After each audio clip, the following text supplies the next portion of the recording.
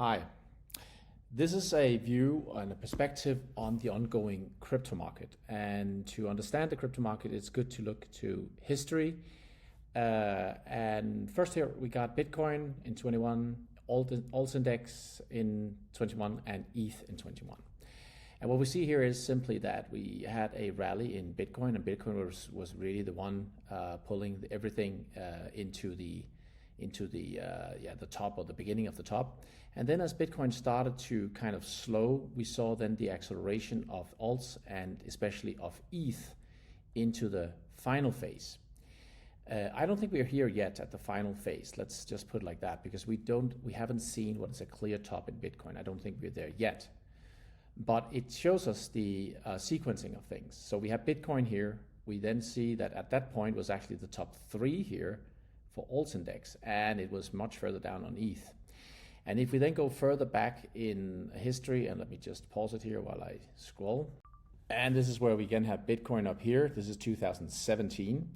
And we have Alt Index here, and we have Ethereum here. Well, then we could also see how Bitcoin again was the one leading everybody, and then we saw alts coming really late into the crypto rally, and ETH actually the same. So we need Bitcoin to pull everything higher and to make things move up, but we don't need it for the top. We actually need it to start to decline, and we see here again when it starts to decline, the top actually comes like 3 weeks later here for the Alt Index, and 4 weeks later for Ethereum. And back in 21, it was I think it was 4 weeks for both of them. So I think there's a case here where we need to understand that actually Bitcoin's rally is good, but it's the rotation of capital from Bitcoin into Ethereum and into Alt Index, actually Alt here and ETH here, that will make the market move really strongly in those two. And that is why it is okay that we have seen Bitcoin rally, and it's okay we see ETH rally now, and we see kind of a more hesitant move still on the alts, and especially in the more speculative, because I still think that will come in the later phases. So we have to zoom in on Bitcoin and try to understand how close we actually are to the top. And I think we're getting closer. I have to say that this is one way of looking at it, that we may have had a first leg out of the April low into what I think was then the second wave, and then maybe this is a third leg. And some will say, yeah, it's not long enough, and that's debatable, because yes, it cannot be the shortest. That's correct. 3 cannot be the shortest, but actually the first leg here doesn't start down here, but that's for a different day. It actually starts up here, and that's why it would not be the shortest. So 3 would not be the shortest, and this could indicate that we may be getting into what could be the final move into wave 5. I could see a different setup where this would only be wave 3 perhaps, but we need to be open to that this may be the final move in wave 5. And still it means that Bitcoin is going higher. I'm pretty certain of that, and I think we could see at least 140,000 here or something like that.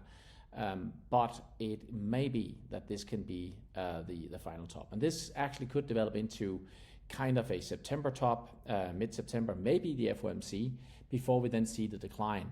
And that could then set off the final move in Ethereum and in Alt Index. And if we zoom to Ethereum, then I think it's possible that we actually see this rally also for Ethereum into the FOMC, maybe around the 17th, then a large decline. I think we're going to see a large decline in Ethereum, make note of that.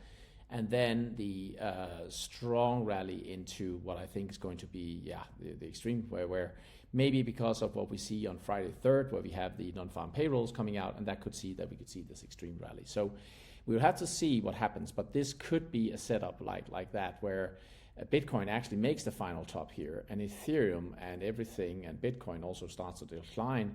Then as Bitcoin starts to make its move up again, but really does not make a new high, well, Ethereum and alts take off.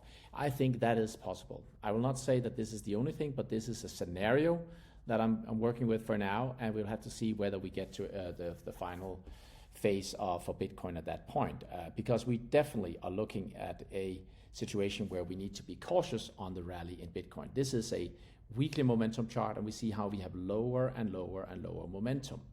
And that is at least telling us a local top is coming, but perhaps much more. I mean, local top here was to the crash like this, and this is much, much bigger. Also, we see that we potentially have what we call on a monthly level here, we could see a massive top, which could talk about a multi-decade long top, which is actually what I think could happen. And that's why we could see a much lower target than most people will anticipate and expect, because it's actually the entire structure that we're going to see the decline that is coming. It's not just about the cyclical move here. This is for the entire structure that could be coming to an end. But let's see how it works, and if it going to the if it goes to the 140, 150,000 around that area. But then we potentially could see a top for Bitcoin. But that's all for now. Let's stay close on this, but do not expect Bitcoin to just keep rallying when you see something like this. This is a negative divergence, and it will eventually put in a rather large top in Bitcoin. And just guessing about where it will bottom out. For now, that is just speculation, pure speculation. I think it's going to crash much further than most people understand.